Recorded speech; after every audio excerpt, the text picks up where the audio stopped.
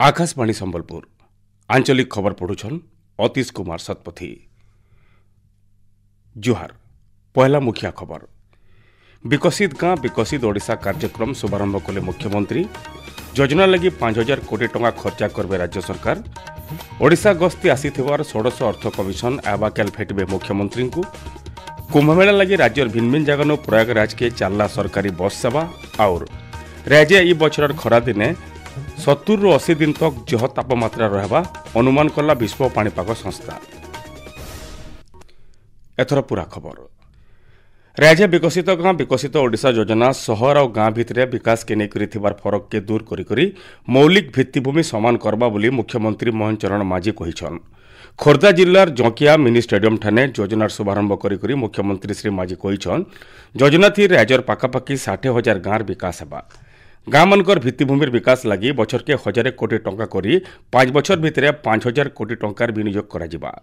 इथि गाँ मानकर रास्ता घाट नो मूल करी शिक्षा कम्युनिटी एसेट्स पूजा पाठठान खेलकूदर भित्तिभूमिर विकास छोट छोट पर्यटन प्रकल्पर विकास करा जाई पारबा। योजना 2025 नु 2029 आर्थिक बछर तक कार्यकरी हेबा बोली मुख्यमंत्री कहिछन। नरेंद्र मोदी नेतृत्व में गाँव विकास को त्वरान्वित करा जाई पारिछि। आउ गत 10 वर्ष भितर गाँव विकास को आमे आज देखि पारुछंती।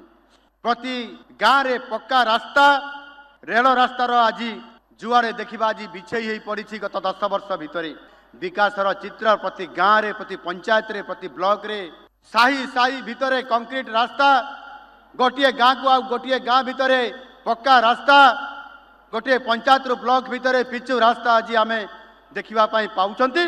आउ सेथिपाई प्रधानमंत्री ग्राम सड़क योजना टू आरंभ करी सहरर स्वर्ण चतुर्भुज रास्ता पर्यंत आज बिछई हो पड़ी।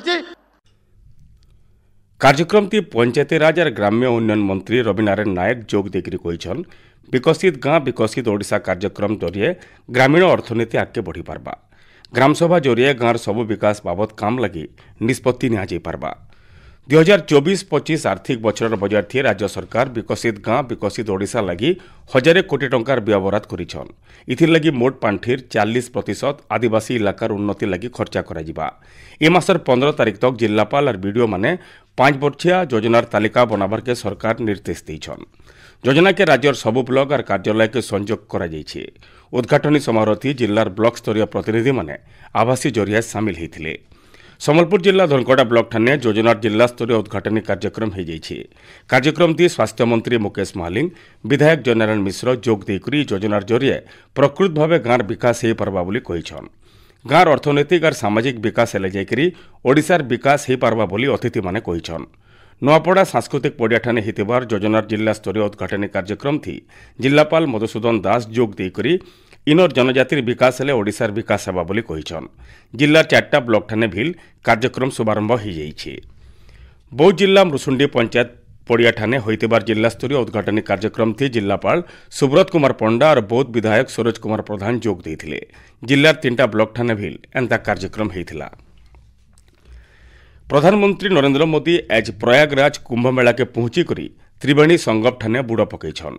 ए बाबदे सामाजिक गणमाध्यम जरिए प्रधानमंत्री संगम न बुड़ पकईकरी ऐश्वर्य प्राप्तिर अनुभव होइतिबार कहिछन। से कहिछन प्रयागराज ठाने दिव्य भव्य महाकुंभ रास्ता भक्ति और आध्यात्मर संगम समस्तंकु अभिभूत करुछे। ए अवसर प्रधानमंत्री गंगा मातांकर पूजा अर्चना करिछन। आगर धारिज कार्यक्रम अनुसार प्रधानमंत्री महास्नान करबार सहित साधु सन्यासी मानकु भेट पड़िछन। 4 दिनिया ओडिशा गस्ती आसीथिबार 16 नंबर अर्थ कमिशनर अध्यक्ष और सदस्य माने आज पुरी श्रीमंदिर जाइकरी महाप्रभु मानकर दर्शन करिछन।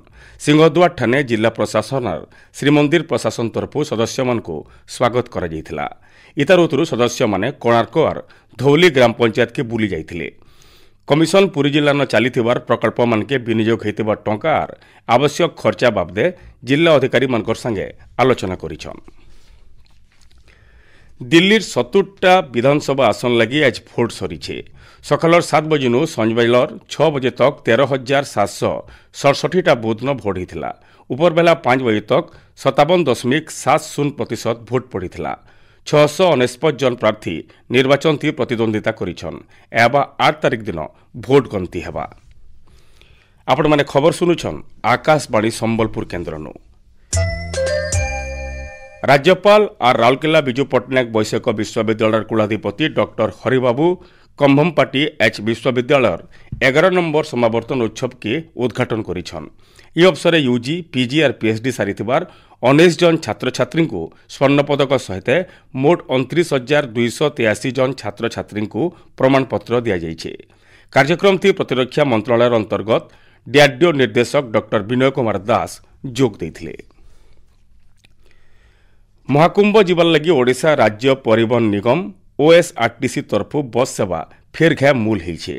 4टा बस थी 200 जन तीर्थयात्री आज प्रयागराज जाइछन। मिलिथिबार सूचना अनुसार एबा दिने 2 दिन भितरे बरगढ़ बालेश्वर सहित आर केतरा जगानो प्रयागराज के बस चलबा।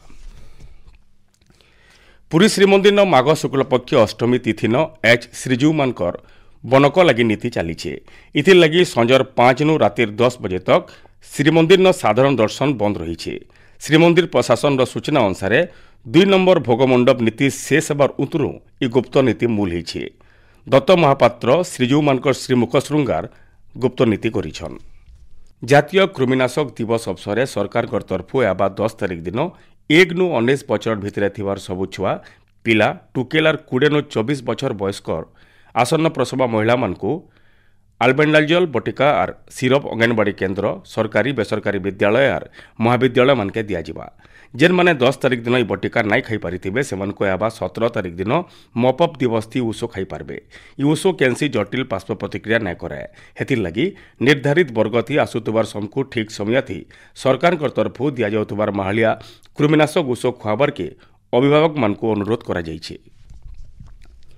सुवर्णपुर जिला प्राणी संपद और मत्स्य विभाग तरफु सहर रॉयल पड़िया ठाने 2 दिनिया प्राणी संपद मेला के जिलापाल अन्या दास उद्घाटन करिछन। वीर महाराजपुर विधायक रघुनाथ जगदला और ई अवसर माछ चाष कुकुड़ा हंस और गोपालन करी निजर आर्थिक स्थिति सुदृढ़ करबार के जिलार युवा उद्योगी मानकु परामर्श देइछन। मेलान 35टा स्टल थी 2 विभागर उन्नयन काम के नेकरी भिन्न भिन्न प्रदर्शनी करा जाइछे। देवगढ़ महाविद्यालय विजु पट्टनायक प्रेक्षालय ठाने निर्माण श्रमिक कल्याण योजना थी साहज बंटा जाइछे। प्रभाग श्रम संस्थापक इतिश्री गागराईंकर सभापतित्वती हेतिबा कार्यक्रम थी जिलापाल कविंद्र कुमार साहू जोग देकरी 389 जन हिताधिकारी को 1,17 लाख टंकार साहस टंका बांटीछन। सरकारी साहज पाइबार लगी श्रम विभाग ठाने पंजीकृत होन बोली जिलापाल हिताधिकारी मानकु कहिछन।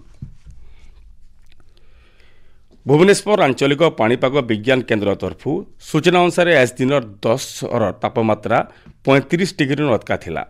बलांगीर और मालकानगिरी तापमात्रा 36 डिग्री सेल्सियस थिला। राज्यर सबु इलाकार ताती 30 डिग्री अटका थिला। पाणीपाग विभाग सूचना अनुसार दिन और रातिर सर्वोच्च तापमात्रा 6 नु 7 डिग्री फरक रहुछे। पश्चिम ओडिशार सबु इलाकार तापमात्रा बढ़ुथबारनु एबा दिने तापमात्रा आहुरी जह हेबा बोली अनुमान करा जाइछे।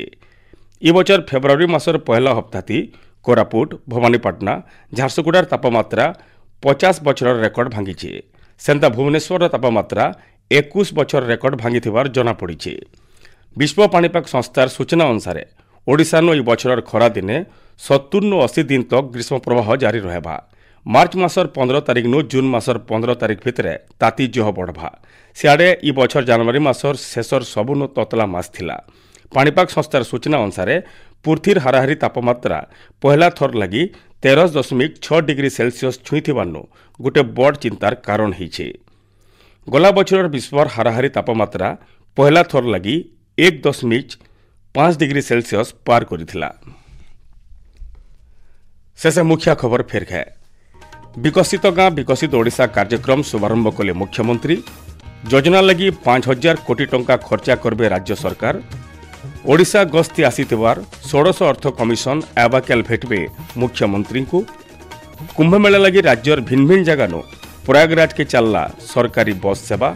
और राज्य ई बछर खरा दिने 70 नु 80 दिन तक जह तापमात्रा रहेबा अनुमान कला विश्व पाणीपाग संस्था। आज आंचलिक खबर शेष है। जुहार।